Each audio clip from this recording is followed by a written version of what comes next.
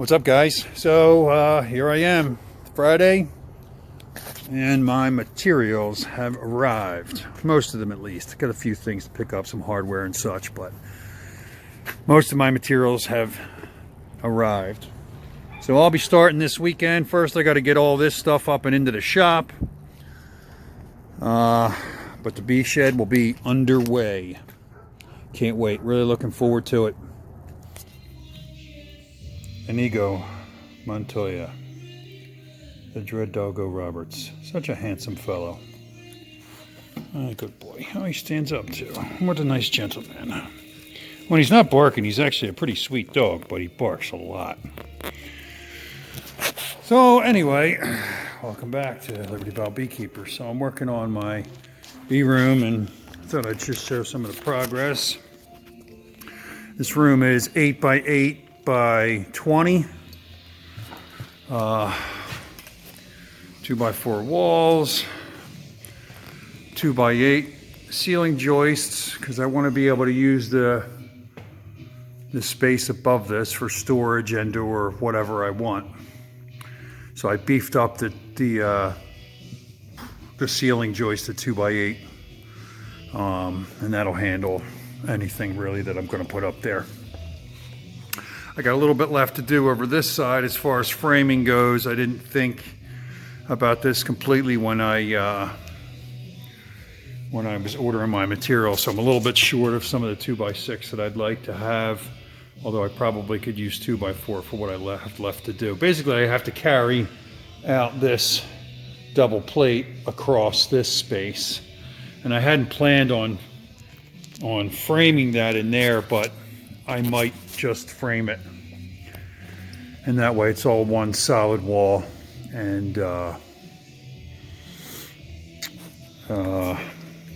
everything's even, and that wall will carry the weight of the 2 by 8s across that span. Now that does put me at another problem or expense, really, is I didn't order.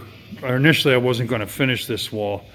It was just going to be the concrete, so it was one less wall's worth of material that I had to use. But now that I'm framing it, I got to get some more of the vinyl sheet goods that I was going to use inside here. Either that, or I could just drywall it with something cheap, but I think the price is comparable, so I'm just going to go ahead and use the vinyl and be done with it.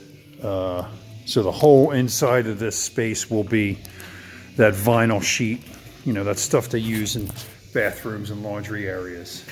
That way it's easy to maintain, easy to wipe, clean, spray, hose, do whatever I want to do. So I am going to have in this space a countertop running across here with a sink, and it also has a nice island piece. It's actually a really nice piece of granite that I pulled from a job.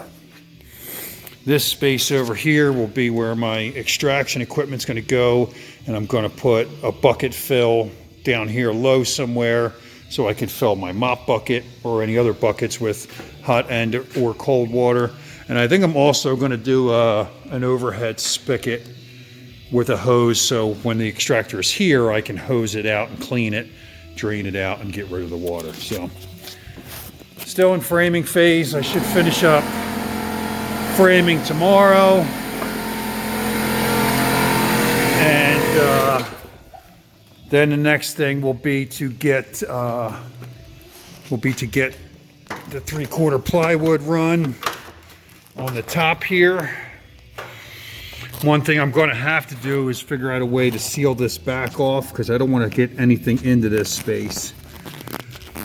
So what I'll probably end up doing is just bending a piece of capping, because it's just an L bend that will lay on top of this. I can glue it down to that, and that'll prevent any critters from being able to get up and into the inside of this room. That's the whole point of this room, is to eliminate the access points of mice and ants and everything else to my operation. So, good day, good start to the project. Not anywhere close to complete, but I'm happy with the progress and looking forward to getting it done. Sooner the better. I'm hoping before the first of the year with Christmas, I'll have a couple of days off, and